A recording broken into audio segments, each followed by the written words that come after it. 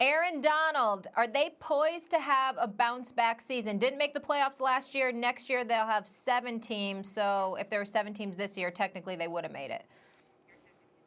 Well, first of all, they won 9 games. So are they much better than a 9-win team? I don't know. A bounce-back season to the levels of the year before. The running back that they drafted in the second round is very good. But whether or not he can be Todd Gurley is another question. They were, killing him with play action with Todd Gurley a couple of years ago. And maybe the league caught up.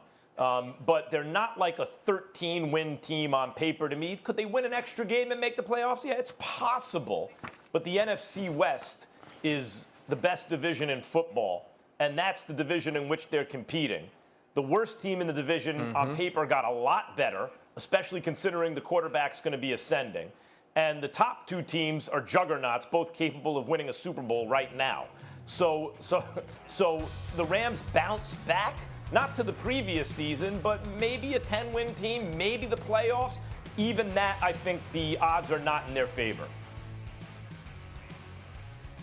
Of course it's not in their favor. It's no bounce back. As far as I'm concerned, the 49ers and the Seahawks are better teams in the NFC West. It's not to say that the Los Angeles Rams can't do things. Aaron Donald's the real deal. Their defense is not that real. Offensively speaking, Todd Gurley is gone because he didn't have that great of a year. He played in about 15 games, still didn't have 1,000 yards, averaged about 3.8 yards per carry. I believe in the brother, but I also believe that he's been hobbled. He's been far from 100%, and I think that showed itself. Robert Woods, Cooper Kupp, obviously your 1,000-yard receivers, they can do some things. We get all of that. Jared Goff, however, threw 16 interceptions, only completed about 62% of his passes. There have been speculation as to why he was guaranteed $110 million. So Sean McVay's got some things to prove and got some things to get together, and we understand that. But I think that it's really not a matter of whether or not they're a decent enough team. Are they capable of having a bounce back year? Sure.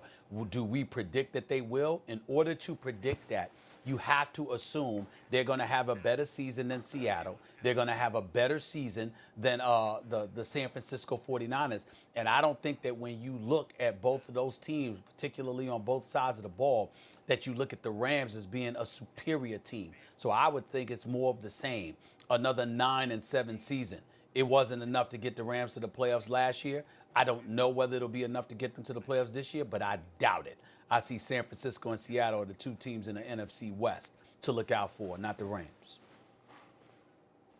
I mean, I have to agree with these guys, and I hate it because I love Sean McVay. I think Aaron Donald, from a positional player standpoint, has the largest gap between himself and the second best player, whether you think that's Chris Jones, Fletcher Cox, or any of those guys, because Aaron Donald is that dominant. Jalen Ramsey is about to be the highest paid corner in the league. I think you look at Jones and Rapp at the safety position, they can be good defensively, but not great. You guys have mentioned Cam Akers. Cam Akers is a do-it-all type of back, a smaller back than Todd Gurley can make some plays. But Mikel Roby-Coleman said something about Carson Wentz that I found very interesting. He talked about Carson Wentz's leadership and the fact that he takes ownership of the team. And whether this is a low bar to set for a quarterback or this is the bar that was set by your previous quarterback, he said, I was shocked that Carson Wentz knew my name. If that is what you leave the Rams with, or leave from the Rams, and think that as long as a quarterback can learn my name, he's actually trying to be a leader of a team. That's not a good look for Jared Goff. Jared Goff regressed last year because the play-action game regressed, because the offensive line wasn't as good as it was the previous year, because Todd Gurley was hurt. What's to say that that run game comes back? And now when you put more on Jared Goff's shoulder, can Sean McVay find ways to scheme up things to get him open passes? I don't think this is a bounce back year. I think this is a year that's much of the same. And now you look at the Cardinals getting better. Obviously, Seattle and San Francisco being 2 of the dominant teams in the NFC. You also throw in Tampa Bay in there. Now you have the Atlanta Falcons, I think, ascending in the NFC South as well. There's too many good teams in the NFC to think that the Rams end up back on top of it. I believe they had a very small window. They didn't capitalize on that window. You give Jared Goff 110, and I think you continue to take step backwards. This team is about a 9-7 team again to me. And they gave Todd Gurley a lot of money. That turned out to be a mistake. But I want to say one thing about running backs here. When you have a guy, I know running backs are easily replaceable because you bring up Cam Akers and he should be very good.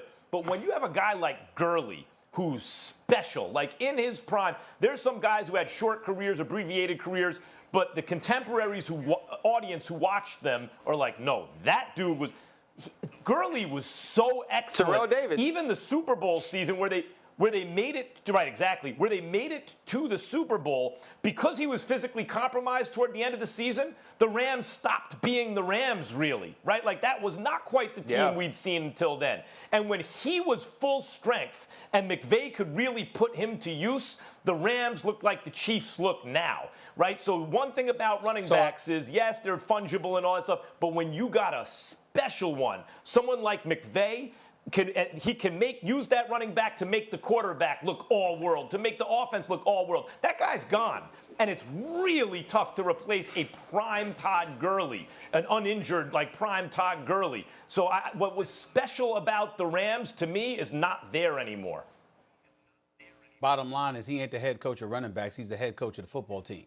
And so it's his job to find a way to work around it. Cooper Kupp's not a scrub. Robert Woods is not a scrub. Tyler Higbee can play a little bit. Let's see what Cam Akers has going for him. But Sean McVay was considered a boy genius, not because of the running ability or catching ability of Todd Gurley. It was his play calling. It was his play calling that was applauded and lauded ad nauseum. You know, he's the guy that should have been the coach of the Redskins because he was with the Redskins, under their previous coach and what have you, under Gruden. So this is the kind of stuff that was being said about him. I understand that Todd Gurley is a stud when healthy, but the reality is this is the National Football League. The one thing you can consistently assume without delay is that somebody's going to get hurt.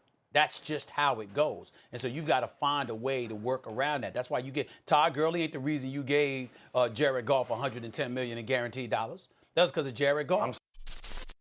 Thanks for watching ESPN on YouTube. For live streaming, sports, and premium content, subscribe to ESPN+.